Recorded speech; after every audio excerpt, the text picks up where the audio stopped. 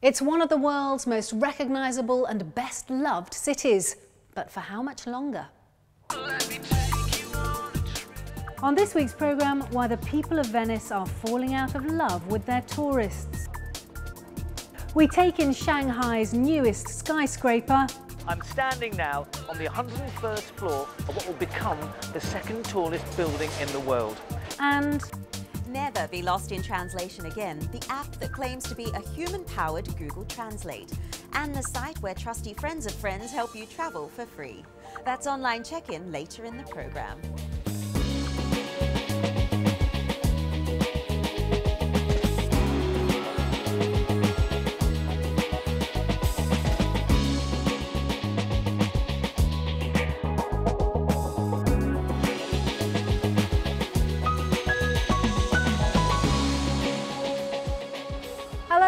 welcome to Fast Track. I do hope you'll stay with us for the next 30 minutes of travel news, tips and inspiration with me, Fiona Foster, coming this week from the newly opened Serpentine Sackler Gallery in London. Now, Venice is famous the world over for its architecture, its ice creams and its waterways. And also, more recently, it's become well known for its sky-high prices, its tourist scams and its ever more crowded palaces, streets and canals.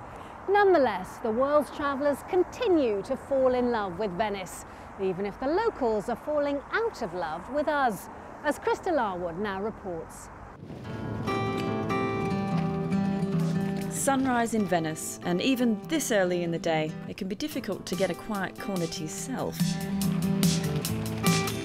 A historic Italian city on the water is one of the world's most popular destinations for tourists, drawing over 20 million people every year. With its maze of canals, streets and squares.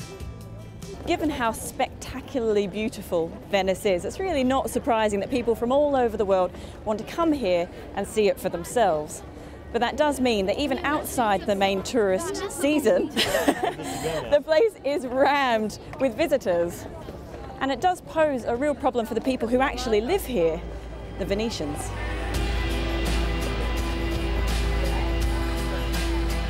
The city's popularity means skyrocketing rents and property prices, driving some locals out. The population has declined by almost 2/3 in the past 60 years. And for those that are left, the sheer number of tourists can be overwhelming. But with the industry bringing in over $2 billion per year, it's a city that is quite literally kept going by its visitors. I can understand if you lived here every day and had to deal with all the crowds. I certainly would feel the same way, but I think it is their livelihood, and I think they know that. Overcrowding is also having an impact on the city's famous waterways. Earlier this year, a German tourist was killed in a collision between a gondola and a water ferry at the busy Rialto Bridge. But the issue that's currently getting Venetians really up in arms concerns these things. Each day, several cruise ships come through the Giudecca Canal, passing by the famous St. Mark's Square. While some Venetians like the extra business the ships bring, others have called for them to be restricted or banned. In September, a group of 50 protesters in wetsuits jumped into the waters to physically block the passage of several cruise ships. Tommaso Cacciari, a local community organiser, was among them. The main problem is that these big cruise ships are too big for the city.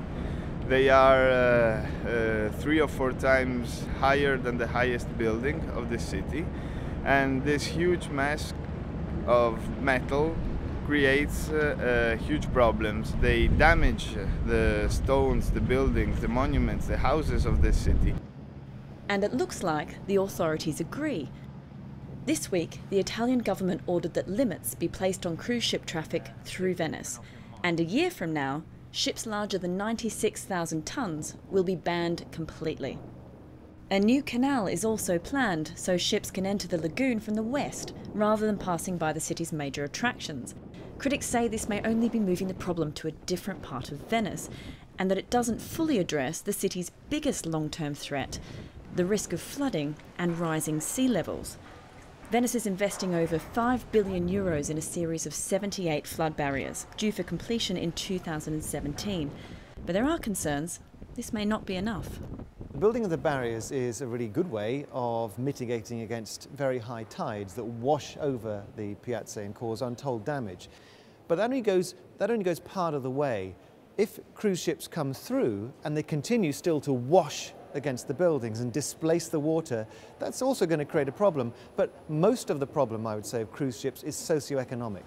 It's bringing in all of those people, decanting them into the city, displacing the local population and turning the place into a theme park. The new measures would also limit the number of cruise ships in the city to 5 at any given time. But that won't stop large groups of passengers disembarking from each ship and heading into the city.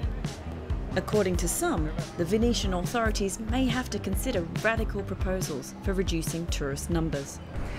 I think what you would have to do is get any of the tour operators to book in advance, and you would have to establish that there was a maximum number of people who could be in the city as tourists.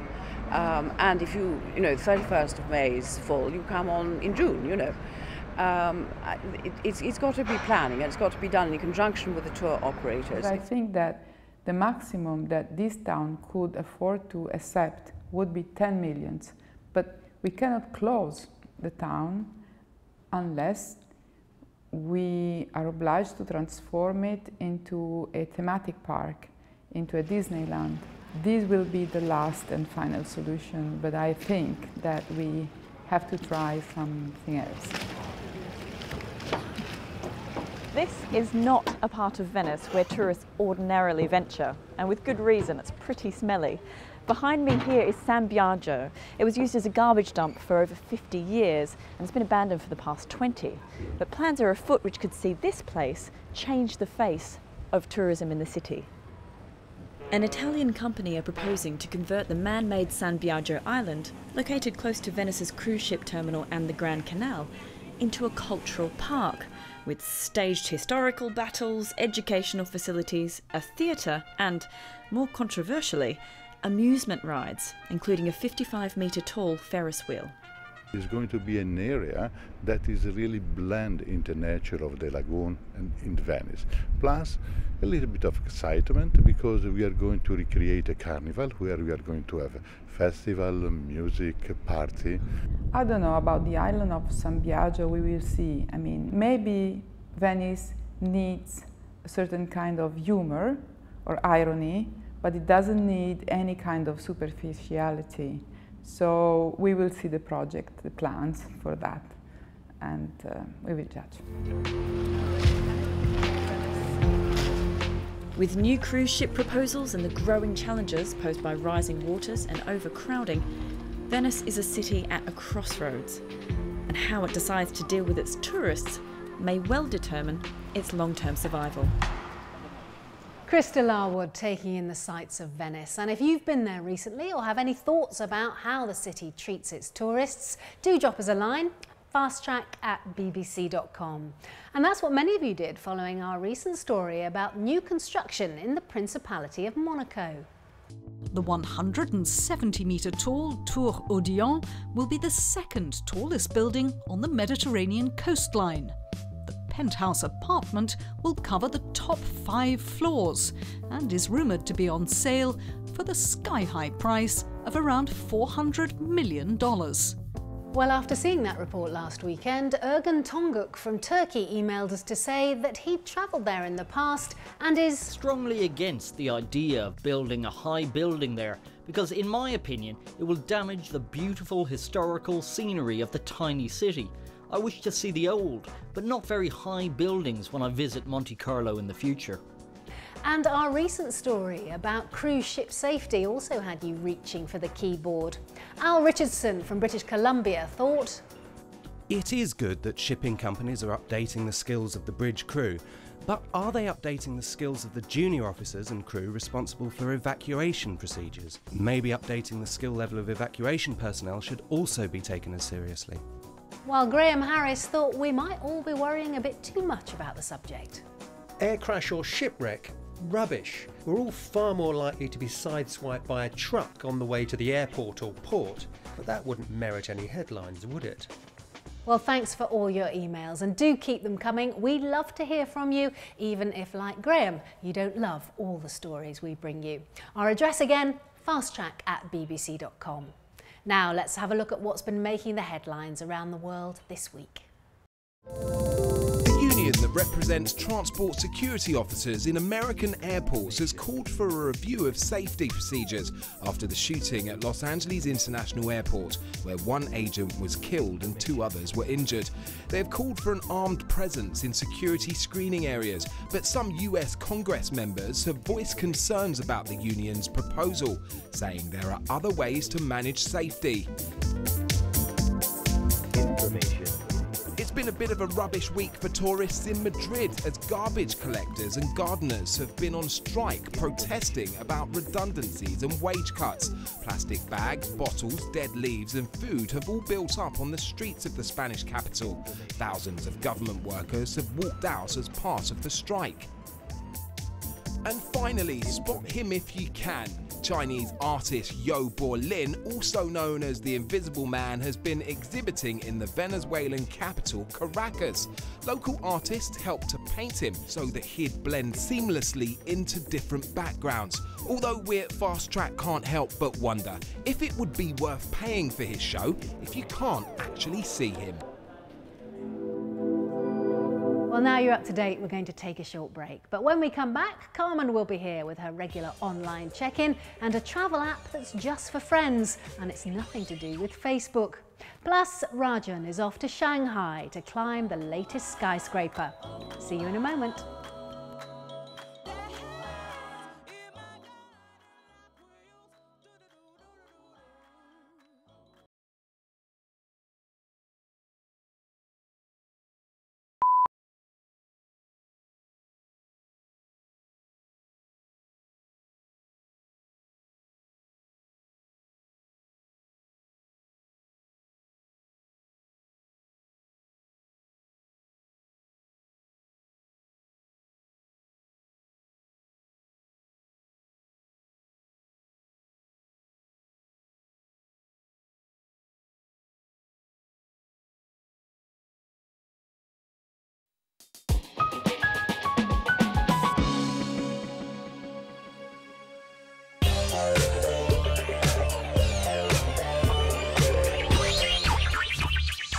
Hi there and welcome to Online Check-In, the Fast Track guide to all that's weird, wacky and worthwhile in travel on the web and on your handset. I'm Carmen Roberts. Now, wouldn't it be great every time you travel to a new destination, you could meet up with a trusted friend to show you around and who might even let you crash at their place until you sort out your accommodation? Well, friendsofriendstravel.com claims to do exactly that. It's a new travel social site aimed at 18 to 35s that's part Facebook, part Airbnb and part couch surfing. Members can offer each other a place to stay, somewhere to leave their stuff, travel tips and advice, and a chance to meet up with a friendly, trustworthy local for a cup of coffee. But what makes it different from other social sites is that the network only extends as far as friends of friends. Many will groan that this is yet another social travel site for us to sign up to, and for it to catch on, it means you'll have to convince your friends to sign up too, which might be easier said than done. Well, here's an app that claims to have you clued up to a destination quicker than you can say, "What's my confirmation number?" Bangalore-based startup Trip38 aims to help you find local information in real time. Once you finish booking your trip, you have to email the city name, hotel details and the travel dates to Trip38. The app then downloads your itinerary and offers you info like sightseeing tours, restaurants, local events, hotel deals, taxi booking details, as well as embassy and consulate information. Though the idea of emailing your trip details does seem a little cumbersome and outdated, once you have, Trip38 will work without an internet connection once the whole itinerary has been downloaded. So you'll save on those dreaded roaming charges. Have you tried this app? Does it offer good advice and interesting finds? Or is it just a regurgitation of a typical guidebook? I'd love to hear about your experiences. Or feel free to get in touch about any other apps or travel sites you've seen. The address, as always, is fasttrack@bbc.com.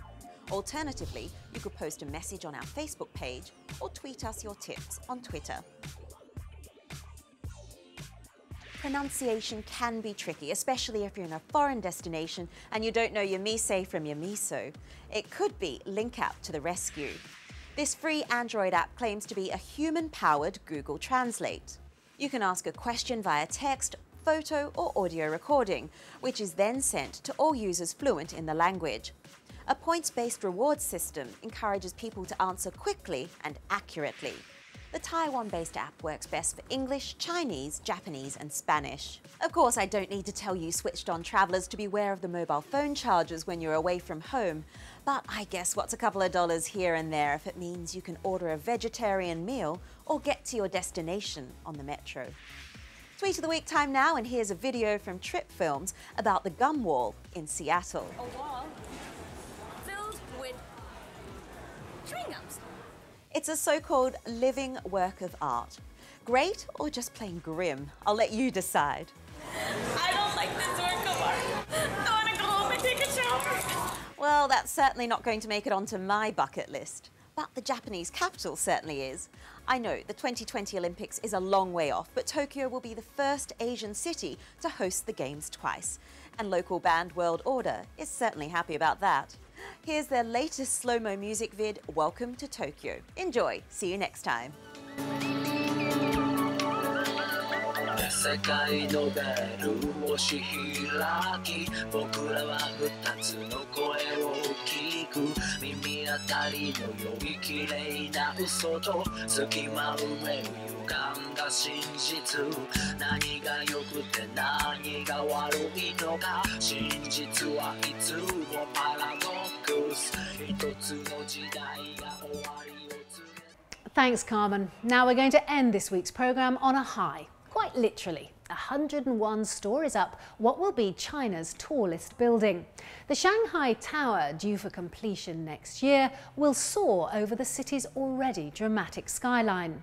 And it's symbolic of the construction boom that's transforming the country.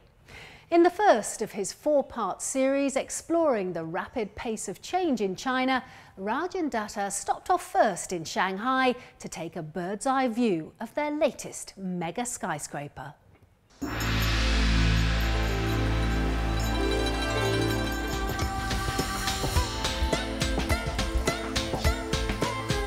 If there's one city that symbolises China's breakneck speed of growth over the last 20 years, it's this one, Shanghai.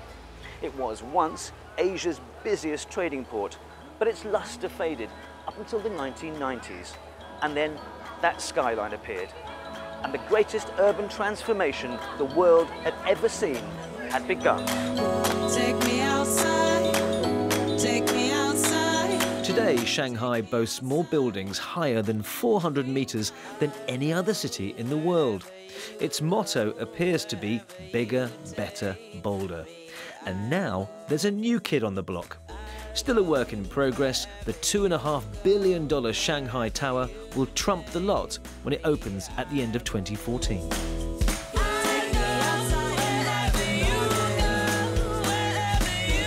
I'm standing now on the 101st floor of what will become the second tallest building in the world. By 2016, China will have more skyscrapers than anywhere else. 5 years in the making, the twisting asymmetrical structure of the Shanghai Tower is designed to maximise efficiency and minimise the effects of strong gales and potential earthquakes. The most difficult building in the world right now. So the design of the building is very complicated.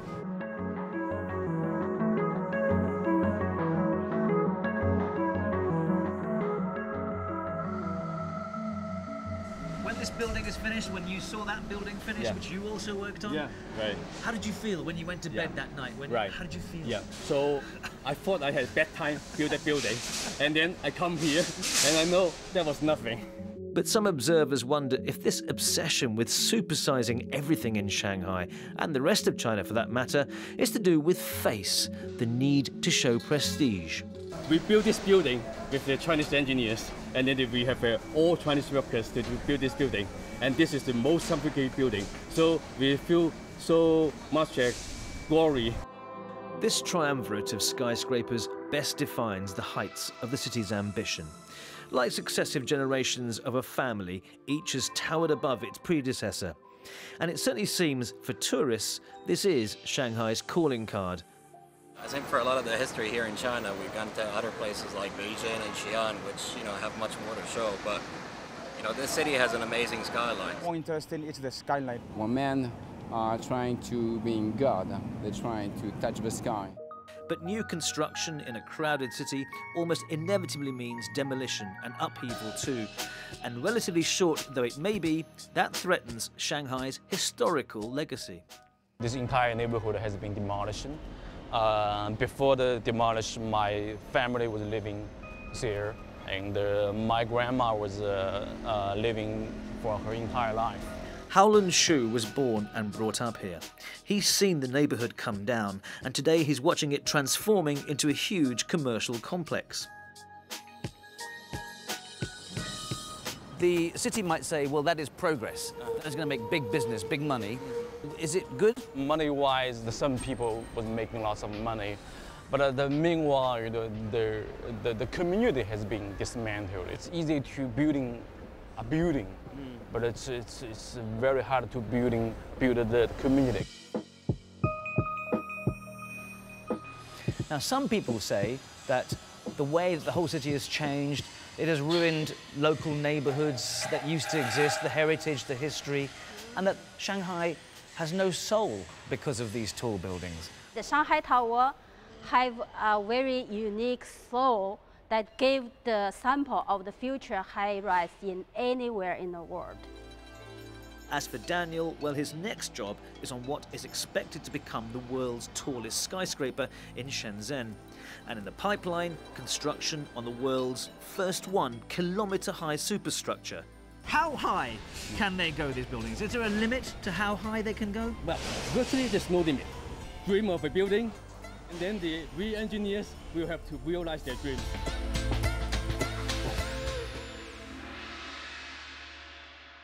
Rajan Datta with the first of his 4 reports from China. And next week, Rajan will be in Xi'an, home to the famous terracotta warriors. Also next week, have you ever hired a car and found your face falling and your bill rising when you collect your car? Simon Calder investigates.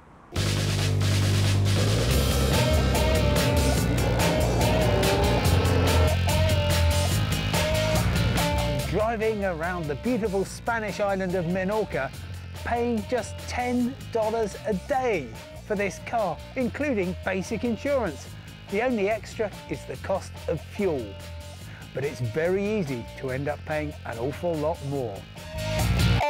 Simon Calder on the case. And don't forget, until then, you can keep up with all our travels on our website, bbc.com/fasttrack, and you can follow the links there to our Twitter, Pinterest and Facebook feeds. But until next time, from me, Fiona Foster, and the rest of the Fast Track team, thanks for watching. See you next time. Bye-bye.